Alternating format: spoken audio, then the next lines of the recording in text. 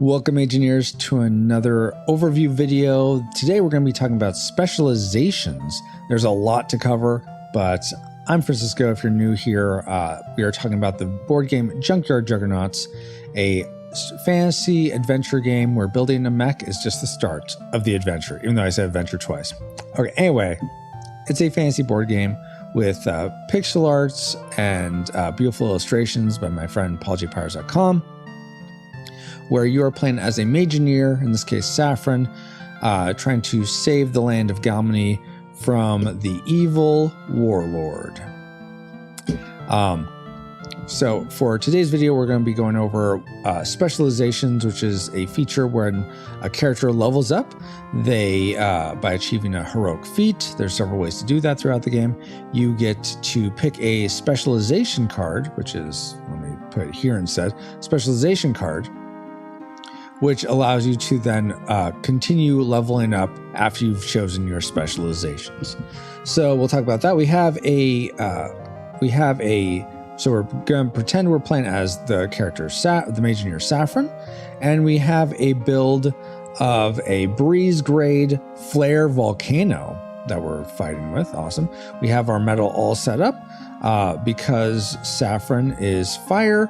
Her two legs are automatically leveled up to their max, but her two arms are at their base metal amounts. Check out more of that in the Juggernaut torso / build video. But let's say she just completed her first heroic feat. Maybe she just beat the junk golem at headstone, so she got a heroic feat for that, and she gets to pick a specialization. So we're going to go over each specialization on its own, but I want to go over first how you get the abilities in your specialization. We're just going to do that for one side. So let's say Saffron, so she has two options. She could go with Barbarian or Sage. She actually could choose from any. I don't mean to say. So there's 4 different specialization cards, each with their own side. Each is double-sided, and you do not have to pick the one that goes with that, like matches the element of your Mageneer. You can pick any of them, but for this example, I'm going to pick the Barbarian Specialization. So you tuck it underneath. In this case, we'd get 2 metals. So, okay, I can still upgrade these. So I'll upgrade this one to 2. Now it is at its max because 2, it's a little hedging, but 2 is the max upgrade for this arm. And I can upgrade this one up to 8. So plenty more to go there, but upgrade that one. So that is my +2. The heroic, for doing the heroic feat, I always get these center items, which for this one is +2 metal. Okay, in addition, I also get this ability, which I just noticed it's probably hard to read. Okay, now I don't have to just cover the light for you to see it. I'm not in the shadows. Okay, so Saffron has selected the Barbarian Specialization. She got her first heroic feat, and now she gets to look at, is she able to use this ability? So she needs, and it says sort of right here in this corner, her torso, her Juggernaut, needs 1 fire, indicated also by this little orb icon, 1 fire, and then if she has it, she can unlock this ability. So this ability is Flail of Fire. It's a passive. You and teammates gain +1 to attack strength per fire in your Juggernaut. So she has 2 fire limbs in her Juggernaut, so she would get +2 to her attack strength. Right now she has an attack strength of 2 + 5, so 7. With this now, she'd actually have an attack strength of 9 because she gets that 2 more, and all her teammates get +2 as well. And actually, now that I think about it, she herself counts as a fire because right up here at the top, Saffron counts as 1 fire for Juggernauts and amplifies. So actually, everyone gets 3. So actually, she is effectively, I think that's 2, 7, 10. So now she has an attack strength of 10, I should say. I misspoke before. And all her teammates would have +3 to their attack strength. So that's a great team card, is the Barbarian. And she gets this ability because she has at least 1 fire. Not only is herself fire, but she has 2 limbs that are fire. So she's good to go there. Now let's say she gets another heroic feat. Maybe she disbands a brigand camp, and so she levels up again. She moves she slides either her. This is a lot easier when you're not having multiple elements stacked on top of each other. Normally you wouldn't have the Mageneer on top of your Juggernaut, but for video purposes, I didn't have the space to do it another way, so you're having to sell for this. Now she's unlocked the potential for these two abilities, but can she do them? First, let's look at the middle bonus we get. We get +2 charges. All right, so in that case, we'll get 1 charge, 2 charges. If you want to find out more about charges, we did a whole video on charges that you can go and watch that explains available charges, positive charges, negative charges, what they do, how they do effects, how you can use like Saffron's burn effect, for instance. Okay, but she got 2 charges, and she also gets 2 metal. So this is the only one we can upgrade. So we'll upgrade this again. So she's just busting through again. Max metal upgrade. She probably should change this limb out though to get to be able to have a stronger left arm and attack strength. But maybe she wouldn't, because now we look at these 2 abilities. So we have Forge of Fire and Backdraft. Okay, so how do we get those? Well, you would need to have these elements, and there's a little torso with an arrow pointing at, you need these elements, and if you have those elements, you unlock this ability. Same over here. If you have these elements, you unlock this ability. So let's look. Forge of Fire requires a wind, a fire, and a fire. All right, do we have a wind? We have 1 wind here, and you can see that by the little icons by the numbers, the upgrade numbers. So yeah, we have 1 wind, or you could just look at the color. That's another easier way to denote it. And 2 fire. Okay, well, we have 3 fire. Saffron counts as 1, and we have the 2 legs. So yes, we could use Forge of Fire, which means make any 1 limb's element fire for this combat using team's available burn. So that's a little different in the final card. It's actually just, I'm going to be including they're called winks. They're like little translucent discs. So think of like these charges, but in a little thin disc. So I'm going to be including 4 orange ones that you would actually use to place over, let's say, I'm going to make this element fire.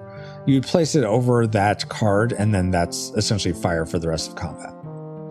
So you're not using available charges. So that would be what Forge of Fire is, though, that you're able to just say, hey, this element, it's fire for this combat. Whatever combat I'm in, that is fire. And that is an action. It's not passive, so you'd have to take your action turn to do it. But that's what you get with that. And we'd be able to achieve it because we have a wind and 2 fire. If, however, we didn't have this wind and we had this water limb instead, we would not be able to do Forge of Fire. So that ability is, even though we have the potential for it, is blocked for us. We cannot do Forge of Fire because we don't have a build of our Juggernaut for it. However, do we have the build for Backdraft, which is a reaction ability? So let's see, we need 2 fire, we definitely have that, and we need 1 earth. We have that with our right arm. So what does Backdraft do? The attacker, and if you're reacting, you're the defender, so the attacker rolls 1d6. All right, let's roll 1d6. Let's see what happens. 1d6. Okay, they rolled a 6. If 1 or 2, the attacker's arms are disabled. It can't be dispelled. So we rolled a 6.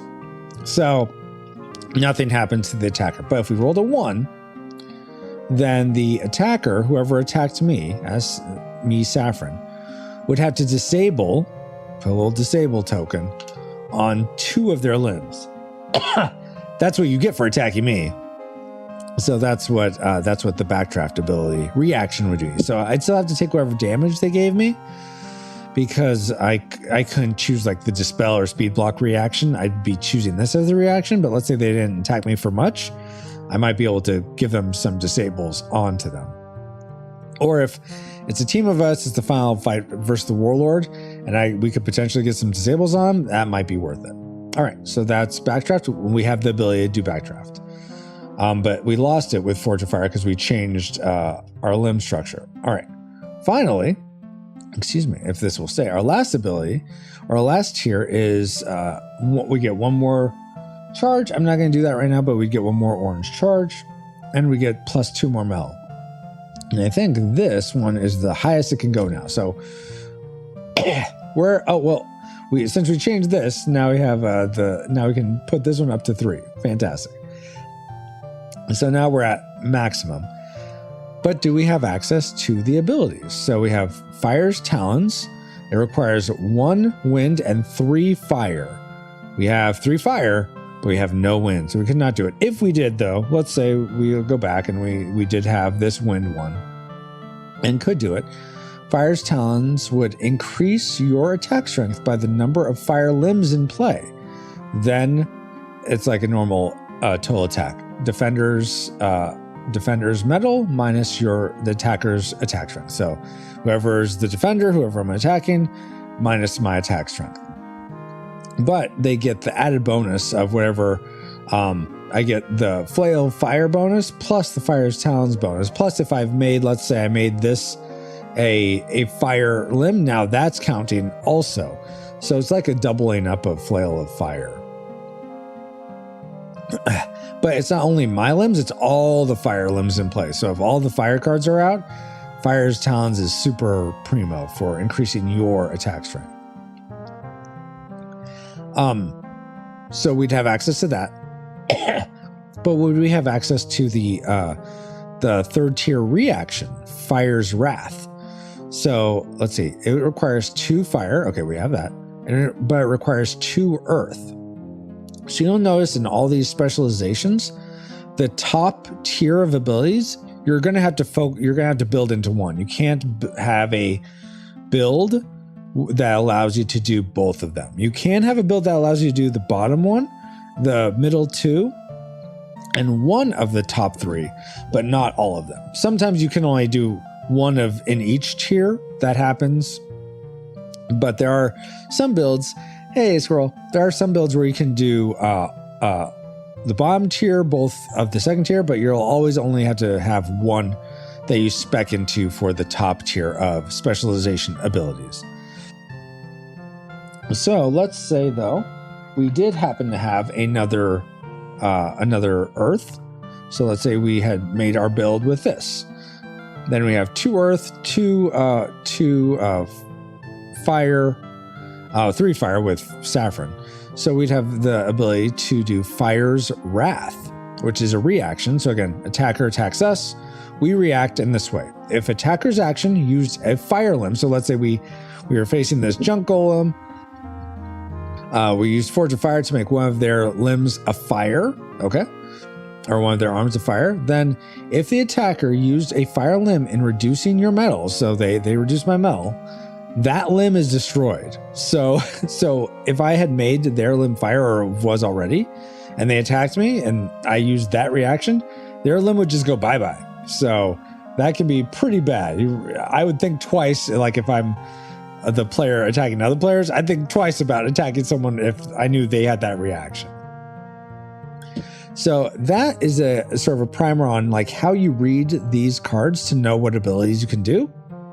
And remember, you always get these sections in the middle whenever you level up or do your next heroic feat. You get the extra charges, or sometimes it's spells, sometimes it's potions, amplify cards, etc. You always get those regardless of what your Juggernaut is built like. So now that we've gone through that, we'll go through all the specializations so you can see, we can talk about what they are, what they do. All right, so, and we already went through Barbarian. So now let's look at the flip side, Sage. So with Sage, at the first level, you would get 1 charge and 1 metal if you unlock that for the heroic feat. If to get the Feathers of Fire ability, you would need at least 1 fire in your Juggernaut, or as if you are the Fire Mage in your Saffron.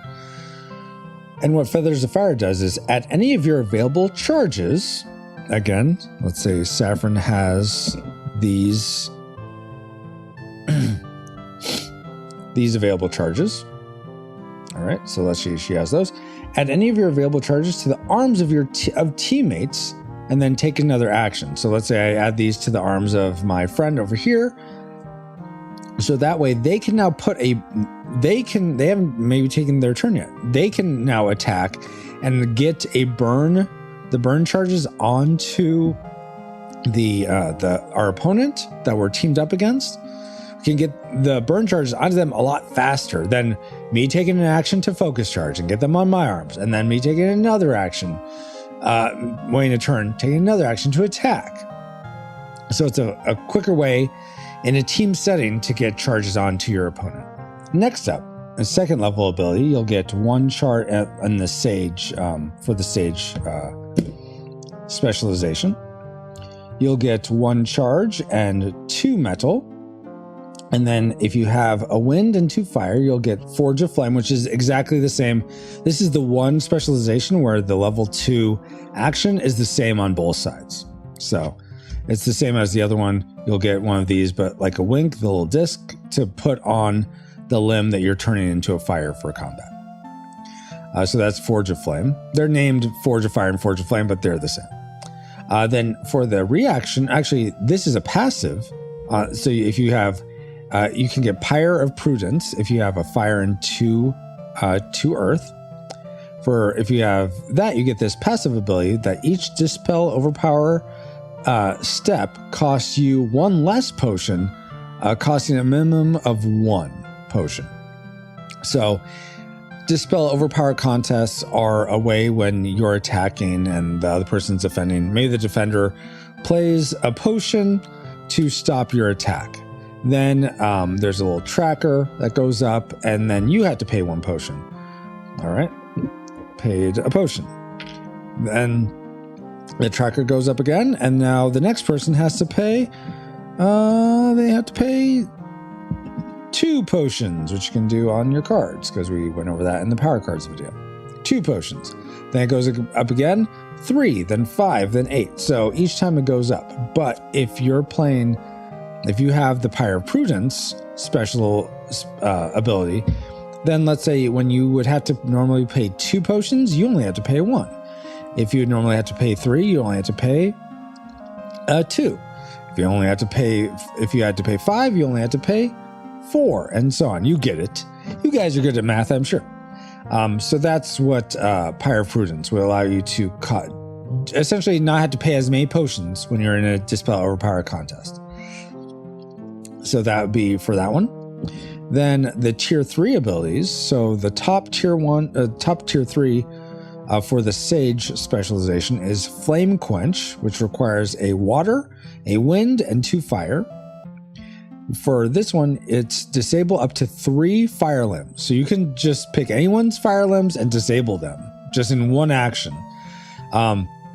This is especially effective if you already took some time to make maybe your opponent's limbs fire with Forge of Flame. So now you just go ahead, you've made them fire, now that you disable them. Boom. So that can be very frustrating.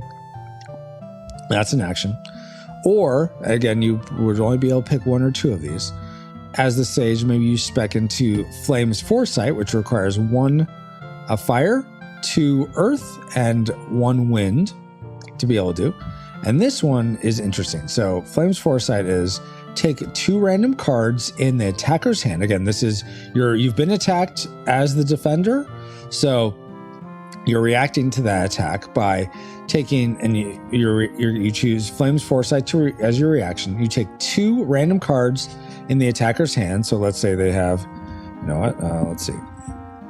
They have 3. They have 4 cards. All right. You're going to randomly pick 1, 2. Okay. So you pick these 2 of them. You're going to look at them. Oh, okay. That's nice. Okay. This one. Okay. I'm going to pick Fairy Aid. All right. Pick Fairy Aid. So you get to keep 1 essentially, and the other one becomes used for the attacker. So they have to, essentially that goes below their player board. So they would have to roll a 3 for an amplify effect to restore it to their hand. Otherwise, it's sort of out until combat's over. So that could be very helpful to just get extra cards really quickly. So that's Flame's Foresight. So that's the Sage side and the Barbarian side of the Fire Specializations. All right, let's go to Wind next. So let's start with the Mystic, guys. So the Mystic Specialization. Oh, and I totally forgot at the top of the Sage. Sage. You get 3 charges and 4 metal at the top for your heroic feat bonus. All right, when you're choosing the Mystic, and again, if you guys here live in chat have any questions about any of this, let me know. If you decide, okay, you did your heroic feat, you're going to spec into the Mystic. So there's 2 sides of the Wind specializations. And again, you can choose any specialization regardless of what your mage and year is. If you're, let's say you're playing as, let's say you're playing as Malcolm, you can still choose the Wind specializations. You get to pick that. Sometimes it's often easier to pick one that's matches you because you get that automatic element that helps with meeting some of these requirements, but you don't have to go with that. So, okay, you pick the Mystic Specialization. First off, right off the bat, you get 1 charge and 2 metal, which is awesome. Then to unlock the Hymn of Elderkin ability, you need 1 wind. Then what this ability allows you to do is sacrifice a card in hand. So I have, my hand of cards. Okay, I sacrifice this card from my hand. It goes in the junk pile. Then teammates gain the following based on their element affinity. So Saffron, she's the fire mage in here, would get +3 to her metal. Malcolm will get +1 shield. So you just get a shield token, which is good for blocking damage, especially big hits of damage. Riviera, the water mage in here, would get +2 potions. And Hobart, the wind mage in here, would get +1 amplify. So one thing to keep in mind is it's your teammates, not you and your team. So you do not get, whoever you're playing as, you do not get this buff, but all your teammates do. So that's Hymn of Elderkin. Then the second level, you get 1 charge and 1 amplify card. You just get 1 card from the draw pile for if you level up to there. You get, first off, you'll get for the action you get is a Psalm of Swift. It requires 3 wind elements in your Juggernaut. And what it does is, as an action, play an extra amplify effect when which becomes used. So that's important because often to have a amplify card, let's say I want to play Binding Blitz as an amplify, but let's say I'm playing as Hobart, okay? Playing as Hobart. I just lost a piece somewhere, so I'm going to look for that. I'm playing as Hobart, and I have I have Psalm of Swift. I do that as my action, and I'm going to play Binding Blitz. Normally, if I played this amplify effect, it would get junked because it doesn't match. This is an earth. This is earth, and I'm wind. So this, I could play this as an amplify, but it gets junked right away. If I'm using Psalm of Swift, it becomes used. It goes into my use pile. So at the end of combat, it'll go back into my hand. And if I roll a 3 for an amplify effect and get a restore on it, it would go right in my hand right away. So that's a key thing about Psalm of Swift. You can essentially use cards that aren't matching you as amplify effects. So play an extra, so you could essentially play 2 amplify effects or just 1, and it becomes used. Then you take a different action. So you could take then your, because this itself is an action. So you could take so let's say you played an amplify. Now you use this action, you play another amplify, and then you take a different action like attack, target attack, something else. Hymn of Elderkin, something like that. All right, so that's Psalm of Swift. On the other side is a passive Prelude for Powers, similar to the ability that the Sage gets on the fire specializations. Prelude for Powers is your opponent's Dispel overpowers each cost them 1 extra potion. So in that contest, essentially, if they would have to pay, they would normally pay 1, hey, Geek Devotions, they would pay 1 potion to dispel your attack. Now they'd have to pay 2. If they'd have to pay 2, they'd have to pay 3. So it costs them a lot more. And if you have in your build a wind, 2 winds, and 1 water, and have unlocked this ability, then that's just a passive effect against your opponent. So that's really helpful. And then if you spec into, if you get your last heroic feat for this Mystic Specialization, you'll get 1 more card, 1 more Amplify card, and you'll get +4 metal. Then the abilities you potentially unlock are Horn of Headstone, which you need 2 fire and 2 wind in your Juggernaut and Mageneer. Horn of Headstone is an action. All your wind and fire limbs gain their maximum metal once per combat. So maximum as in whatever the maximum they would normally get when you build your Juggernaut. So let's say you've gotten hit a lot, you're down to 1 mel for all your, let's say we'll bring this guy back. Let's say you've taken a ton of damage, you're down like to 1 and 2 and 1 over here. You've just taken tons and tons of damage. Things are not looking good for ye old Juggernaut. If you have 2 fire and 2 wind in your build, and you use this action, Horn of Headstone, then all your wind and fire limbs, which you would have to have most likely all of those as your limbs to do this ability, get set to their maximum. So if you're playing as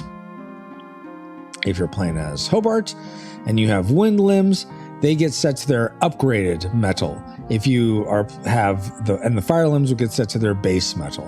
So that's what it means by maximum. Whatever it would normally be when you build initially your Juggernaut, that's what they would get set to. So they might get set to boom, boom, boom, boom. I don't know, something like that. So it's kind of like a heal, but it's only for fire and wind limbs. Finally, if you have 3 wind and 1 earth, you open up Ray's Requiem. And these are all based on, if you hadn't noticed, each of these abilities is based on one of the 4 cities in Galmany. You have Poor Powers, Swift, Headstone, and Ray's Hutch. Ray's Requiem is all metal you lost from, and this is a reaction to an attacker's action. All metal you lost from the attacker's action is added to a teammate you choose. So it's essentially a way to, I took a ton of damage.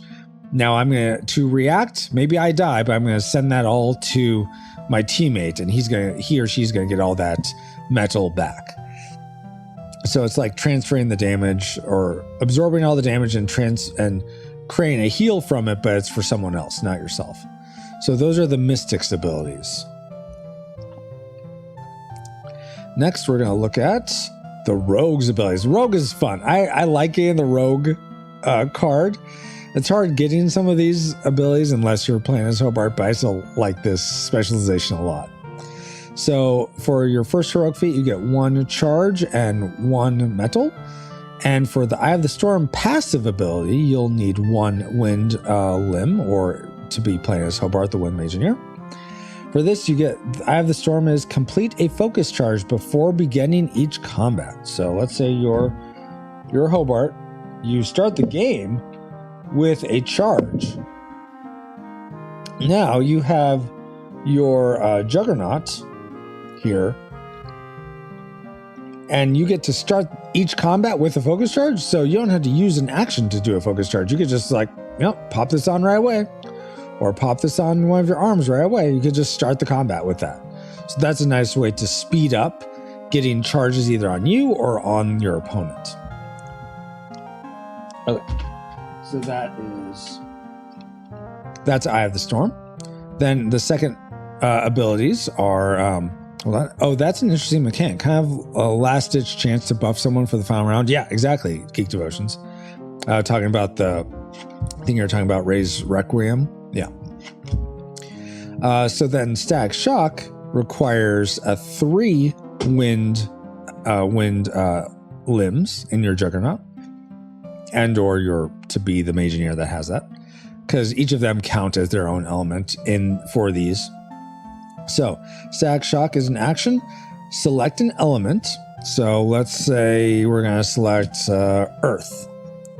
I'm just showing this to show the Earth element selected. Not that it has anything to do with this card. You're not playing a card for this or anything like that. But you're selecting Earth. Okay. The Defender with Shock. So you have to put Shock charge. So this is very specific to having Hobart, or having a teammate that's Hobart that's got Shock onto a opponent.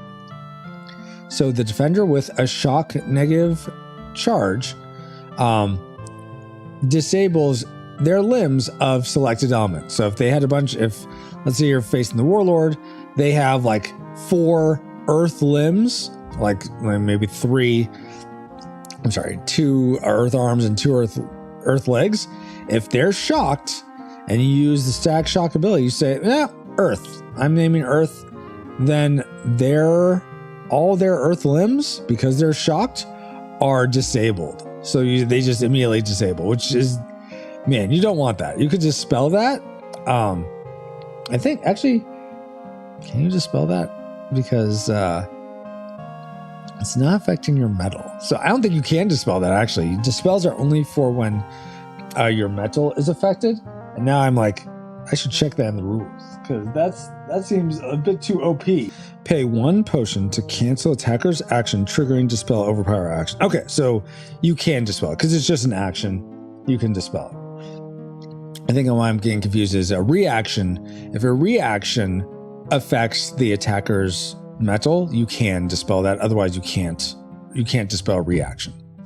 Okay, so back to this. So you could dispel this potentially, but otherwise you're going to get a lot of your limbs disabled. So that's Static Shock. Howling Hobble requires requires 2 water and 1 wind elements or limbs.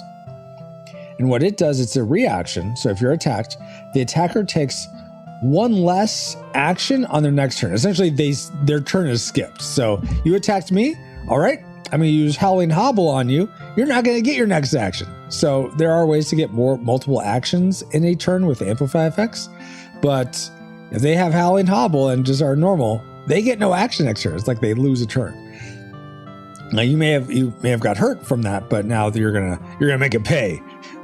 Well, that's a nice Achilles tendon you got there. Be a shame if you got Howling Hobbled. Let's see. Geek Devotion says that is a lot of work to get to that. It wouldn't be a bad thing if they couldn't dispel it, or even has extra work to dispel. Yeah, but I think how I have it now is just dispellable. I'm not going to rewrite a bunch of stuff just for this edge case. But I mean, I like that that's an effect to get them shocked, and they're already suffering from having the shock on it. So just having, I feel like that just feel bad if this is something. There are some things that can't be dispelled, but this is one that can be. All right, so that's Howling Hobble, a reaction. Then finally on the tier 3, you get, this is great. You get 1 charge, 1 amplify card, and 1 metal. So you get 3 things for this one. And then in your Juggernaut, you have to have 4 wins. And then you unlock Gale Slice, which is an action. It's like a total attack. So the defender's metal is reduced by the attacker's attack strength. So it's sort of like a normal attack, but it's immune to speed block. So you could dispel it, but you can't speed block it. You're not going to get away with like, oh, I have really high speed, so sorry, I don't get hit. No, you're taking this damage. As long as, I mean, you could still dispel it, but if you're out of potions, oh man. Then you also have Speed Clone, which is a reaction, which requires a wind, 2 waters, and a fire. What Speed Cyclone is add the number of wind limbs in play for everyone. So wherever that number is, let's say there's 7 wind limbs amongst everyone in play. Add that number to your speed. Then the attacker's metal is reduced by defender, your speed. So essentially you could get your speed really high, and then you're doing a tornado kick to the person that just attacked you. So that's the rogue and the mystic. Those are the wind specializations. Now we just have 2 left. Let's see. Let's do. Well, it's right here. So we'll do this one next. We'll do the warden, and the witch doctor. Warden. So in this specialization, this is part of the earth specializations. When you start off, when you first do your heroic feat, and let's say you choose the warden specialization, you will get a charge and 4 metal. That's one of the highest, so you get 4 metal right away. So if you're needing a heal right away, warden might be the one to go with. Then for the first ability that you have potential of gain, you'll need at least 1 earth in your Juggernaut, or to have Hobart be your Mageneer. This is Summon Garden Wall. So use 1 available charge. So let's get a character out here again. So we're using Saffron a lot. Saffron, she has 1 charge. Okay, 1 charge. So use 1 available charge and sacrifice any 2 potions or metal. All right, let's say Saffron has 2 potions. Okay, and she sacrifices them. All right, they go away.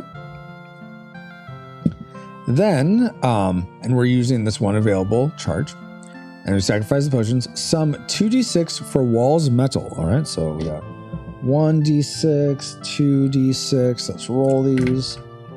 Wow, this is the worst wall ever. But essentially, this wall has 3 metal on it. So you could just keep it this way if you're playing with dice, or you could also get 3 of the clear cubes, which are metal, and just say, okay, I got these 3. This wall has 3 metal. All right.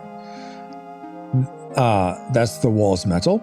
The wall absorbs all your metal reduction from actions and reactions. So let's say Saffron got hit with a big action, or she got counterattacked as a reaction. All that damage would go to the wall. So let's say she got hit for 50 attack strength. All right. Well, they're going to the wall. That wall is destroyed. So destroy the wall when it says M here. In the new cards, they'll say metal when the metal equals 0. So that's Summon Garden Wall. Some of these next ones have to do with walls, but the next ability, tier 2, if you do a heroic feat, you'll get 1 charge and 2 metal. Then if you have 1 fire and 2 earth in your Juggernaut build, you'll get Fire Flower, which is a passive. Venom charges, venom negative charges on a defender also count as burn charges. So this is like if you have Malcolm, and you get some of his venom charges on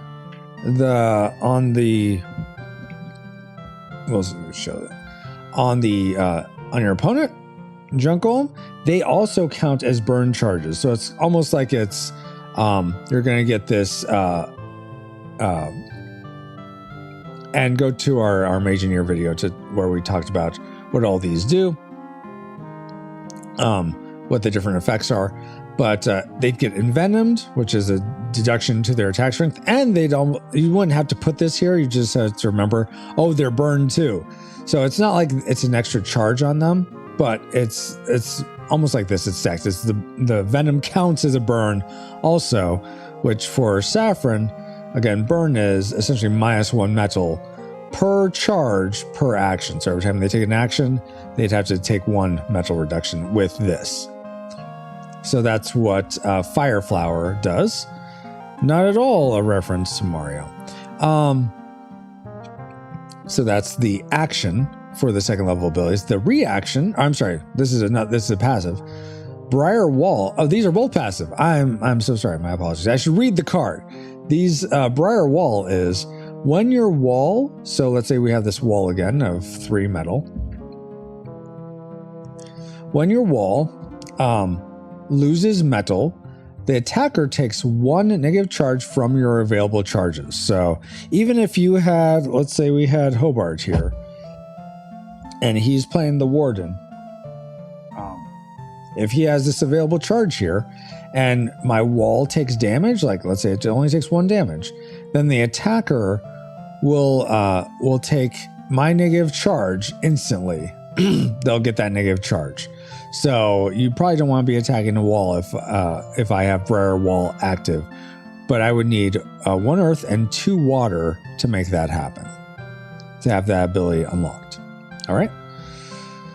So that is the tier 2 abilities. Tier 3 abilities, if you unlock them, you'll get 1 charge and 1 metal. And then for Cliffs of Vitality, you'll need 1 fire and 3 earth in your Juggernaut build to unlock the ability. And if you do, you and teammates, so this is both you and anyone on your team, gets +2 metal and 1 shield if you don't have any current shields. So the shields are something that just can block a big swing of damage. You'll still take 5 damage if you have a shield, but you could get hit for 100 damage and you'd still only take 5, but then you'd lose the shield. Yeah, I know it is a reference to Cliffs of Insanity, Geek Devotions. You guys know I like movies, video games. I did inject a lot of homages and references, even to the podcast, in the game. So those are just fun Easter eggs for people that like, oh, okay, I see what he's doing there. Yeah, but Cliffs of Vitality, definitely a reference to Cliffs of Insanity, or an homage to it. So it's almost like a mini heal with also a shield on top of it. Or you could spec into the tier 3 of Warden Healing Wall. You would need 2 earth and 2 water for that. But if your wall, so again, we have this wall over here, has 3 life. If wall loses all metal, so it's essentially destroyed, roll 2d6. Ooh, that's a good one. 2d6, we got a 9. The sum is metal added to you or a teammate. So maybe I'm hurting or my teammate's hurting. Let's give them 9 metal to them. So that's because it's just my wall is destroyed, but we're gonna make a lemonade out of these lemons. Geek Devotions, I don't do Easter eggs. I do resurrection eggs. Excuse me. Yes, resurrection eggs. What was I saying? Colloquially, they're still called Easter eggs, regardless of our faith. All right, next up. So that was the Warden side. Witch Doctor side. Now this Witch Doctor side is a little different than what's written here. I need to, these are updated in the actual, on the actual card. So I'm going to bring it up electronically. So here's the Witch Doctor. Essentially, you see that for the first part, heroic feat. For the first heroic feat, you'll get 2 charges and 1 metal, and then you'll unlock the ability if you have 1 earth in your Juggernaut build. Summon Elemental Imp. So any of your available charges, again the ones that are on your Mageneer, becomes an imp. So if you have 3 available charges, they can all 3 become imps. If you have 1, if you have 3 but you only want 1 to be an imp, that's fine. Just put that one out as an imp. With its own total attack action. Total attack is an action that's described in the manual. It's also the same one that's in, let's see, now I have to turn this off. All the Mageneers have a total attack action, so it's the same as what this would be on the Mageneer cards. Does the Witch Doctor say, ooey, ooey, ah, ting tang? Exactly. Wanna wanna bing bang? Exactly. I mean, it depends on how you want to play him. He could say that. Oh my gosh.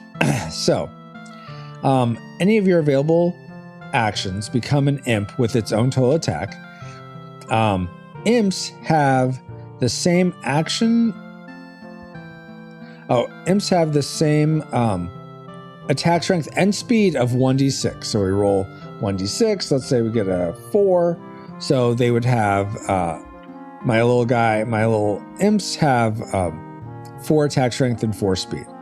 Return the charges, or the imps, to available charges after the imp's action.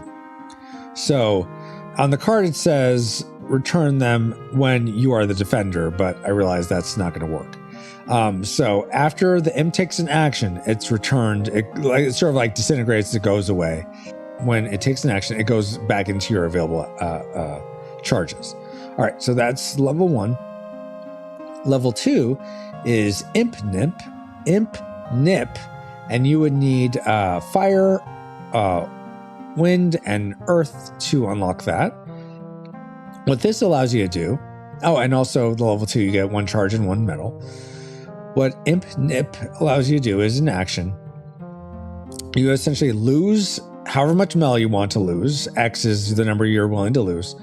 Then you add X to the attack strength of all imps. So if you have 2 imps and you decide to lose 5 metal, you add 5 to each of their attack strengths. So again, they would just have that until you use the imps to do a total attack action. So they're maybe just hanging out with 5 attack strength on top of whatever you rolled. So if you rolled a 1, now they have 6 attack strength. Okay, so then the second one is, or the second ability, or the reaction ability on the second tier is potent potables. So let's say you get attacked, and then you choose to do a dispel you choose to dispel the action. You dispel the attacker's action with a potion like normal, and the attacker takes -1 metal per potion you use in the dispel overpower contest. So if you end up using 8 potions because you really want to dispel this attack, then the attacker is going to take 8 damage essentially for that, and that's on top of each time you use a potion. So the 3 before that, the 1 before that, so there'll be a total of, if you went all the way up, the attacker would take 1 + 3 + 8, 12 damage if you use the potent potables reaction. Then on tier 3, you get 1 charge and 1 mel just for reaching that heroic action or heroic feat. And then you could get, if you spec'd into having 1 fire, 1 wind, and 2 earth limbs, then you'd get the Imp Knight ability, which imps total attack as 1. So essentially they each have their own total attacks, but for this they combine as 1. And then you roll 1d6. If the result is greater than the imp count +1, you repeat this action. So it's almost like you get to keep attacking and attacking and attacking with the imps instead of them just dispersing after 1 attack. So essentially you have, let's say you have 2 imps, they both have 5 attack strength. All right, you have 2 imps. So now I need to roll, if I roll a 3 or greater, or no, a 4 or greater, I get to keep attacking. So I'm going to roll, and you didn't see this, but I rolled a 2. So I really want to get this 1 time. But let's say I rolled a 5, because that's 2 imps plus 1 is 3. Then that's 5 is greater than that. I get to do this Imp Knight action again. So I do the attack, I roll again, and oh, I got a 3. So now I wouldn't get to do it anymore. So that's just something that it could really stack up, and it could be a really hefty blow or just a very pitiful blow. And then, but you commit all your imps to this. So if you lose, if it's doesn't do anything, you just lost all your imps for that, and maybe any metal you put into them for Imp Nip. So it's a high risk, high reward, I'd say. Then the level 3 for Witch Doctor is a reaction. That ability requires 3 earths and 1 water, and that's called Sinkhole. And when you're attacked, you could use the reaction of Sinkhole to make the attacker, they don't get to have an action or be the target of an action for the next round. So it allows you and your teammates a chance to regroup almost. So they don't get to take an action. We don't get to attack them, but maybe we want to all focus charge, get our Juggernauts buffed, or get our arms ready to put a negative status effect or negative charge on our opponent in the next round of battle. So I do Sinkhole, so I get hurt. Then then my teammates go, then our opponent doesn't get a turn, then we all go, but we can't target the opponent because they're down the sinkhole. All right, then they would go, then they would get to go, they'd attack, and then we would get to attack and respond. So that's sort of how that would go. All right, so that is the Witch Doctor. So that's both sides of the Earth, and I'll close this window, of the Earth Specialization. We got one more to go, then we're done for the Specialization video. And this is the one I accidentally ran over, but this is the Water Specialization. We got Commodore, we got Pirate. So first things first for the Commodore. And this also may have things that changed in the final card, but we'll just go with it for now. So you get a sense for how things work. So first for the Commodore, if you get the first heroic feat, you'll get 1 charge and 2 potions. So in Commodores and Pirates, you get potions for some of these. So then, and if you have 1 water in your Juggernaut, you'll 1 water limb, you'll get Coastal Bombardment action, which the defender chooses 1 for each of their rusts. So this is particularly effective if you have Riviera and you're putting rust charges on the opponent. Otherwise, this isn't very helpful unless you have a teammate putting their rust charges on. But if the defender has rust charges on them, for each negative rust effect they have on them, they choose either -1 metal, a disable of a limb, or -2 potions. So they have to pick. So if they have, let's say, 4 rust charges on them, they're going to have to take 4 metal loss. They're going to have to take 4 disabled limbs on top of their already disabled limbs, or they're going to have to lose 8 potions. Not great. Then level 2, you would get 1 charge and 2 metal for level 2. And to get the Tailwind passive ability, you would need 2 wind and 1 water in your Juggernaut. And this would give you, if your targeted attack reduces the defender's smell, because you're attacking them, so they're the defender, take 1 more targeted attack. So you get to essentially do 2 targeted attacks if your first one is successful, as in it doesn't miss and it isn't speed blocked, or it isn't dispelled. Then instead of a reaction for the second level ability on this side, it's a passive called Blockade. It requires 2 water and 1 earth in your Juggernaut, but the defender takes 1 additional disable on action when affected by rust. So if they have rust on them, they're going to, let's say they only have 1 rust charge on them, they'd have to disable 1 limb. Again, we talked about this in our Mageneer video, but they'd have to take 1 rust, 1 disable for that rust token. This makes it so they have to take an additional disable for each rust charge. All right, so then that just is always going. Then tier 3 for Commodore, you'll get 2 charges and 3 metal. And then if you have 2 wind and 2 water in your build, you'll have the ability Sea Fox Strike, which is the sum of metal of all water and wind arms in play. So you add up the actual metal, not the number of cards, but the metal, and not necessarily the base metal or the upgrade metal, but the actual metal that's in those cards, wherever state they're at. Sum the metal of all water and wind arms, not just all limbs, but arms in play. Reduce the defender's metal by this sum. So it could be quite a bit, it could be not much, but that's what Sea Fox Strike is. It's essentially combining the current metal power of the water and wind arms that are in play amongst all the players and NPCs. Then on the other side, it's a reaction that are called Return Fire that requires 3 water and one earth. And what this does is the attacker's metal is, you reduce it by your strongest arms metal. So let's say you have your arms metal has 6. Your strongest arm is a 6. So you reduce the attacker's metal by that. Then take a different reaction unless that is dispelled. So if they dispel that reaction, then you don't get to take another reaction. But if they don't dispel it, you get to take another reaction. Maybe maybe now you want to dispel. So it's almost like you get to double dip. So I get to react and do damage to you, and now I get to dispel your attack on top of it. So I don't take damage, and you did.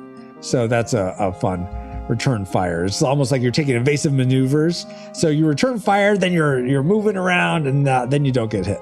So that's the Commodore side. Finally, we have the pirate side. Arr!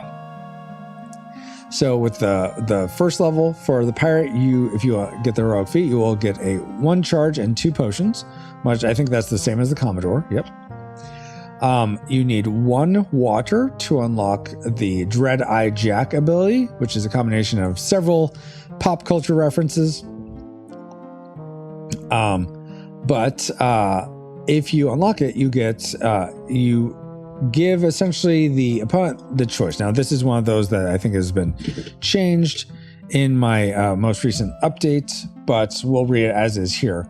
Essentially, you find the difference between 2d6 and 1d6. So we roll 3 die. Let's see if so we'll roll 3 dice so this is my action I'm taking.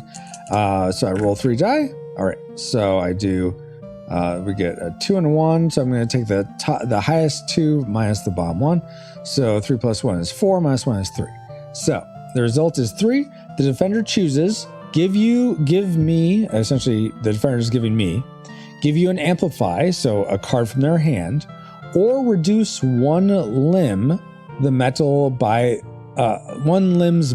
the result.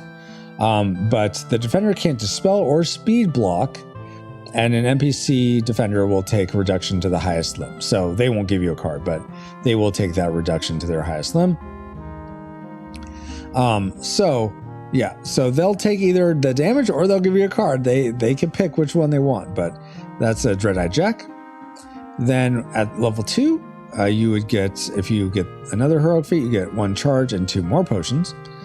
Then if you have an earth and 2 water in your build, in your Juggernaut build, you unlock Sea's Bounty, an action, which is roll 1d6 for each of your available charges, so that you don't have to be Riviera. These are any available charges you have. Okay, so let's say I had 1 charge, so we rolled a 6. Take an amplify roll result for each. So 6, an amplify result of that, and we'll get into amplify in another video. But essentially a 6 would allow me to draw a card. So, and if I had 3 available charges, I get to roll 3 as Sea's Bounty, and take, roll 1d6 for each of your available charges. Take an amplify roll result for each. So this, I'd get to restore a card. This, I get a card. This would be a disable. So I think I have that changed to may take a result for each. I'm curious. I'm going to bring this up just on my own to see what I changed it to. Yeah. Oh no, I still say take an amplify result for each. So yeah, you would have to take this 1 disable, which isn't great, but you got some cool stuff out of in the process. So it might be worth it.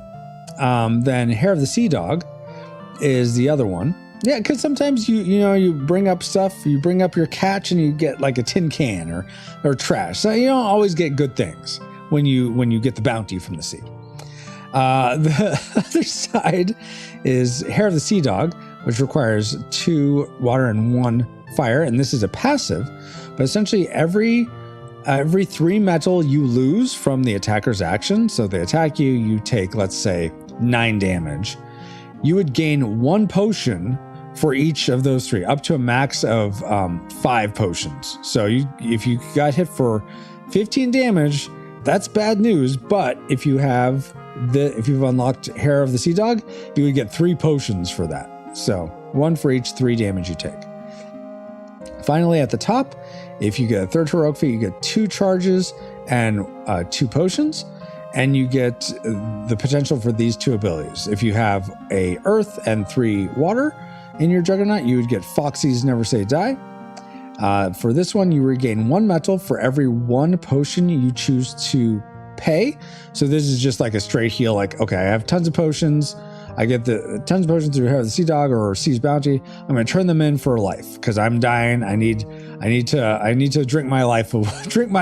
troubles away and it converts to metal. So that's Foxy's Never Say Die. Or you might unlock for ramming speed, which is a reaction, which requires 2 water, a fire, and a wind. But this is essentially the attacker's metal is reduced by the defender, your speed, and then you disable your legs, the defender's legs. But this cannot be dispelled. So very often a reaction that hurts the attacker's metal can be dispelled. This is the one, I think, ability, one reaction that cannot be dispelled. And reactions can't be speed blocks. So you're taking this ramming speed hits, whether you like it or not. I think not today is the only way to avoid this, which is one of the amplify effects, which again, future video.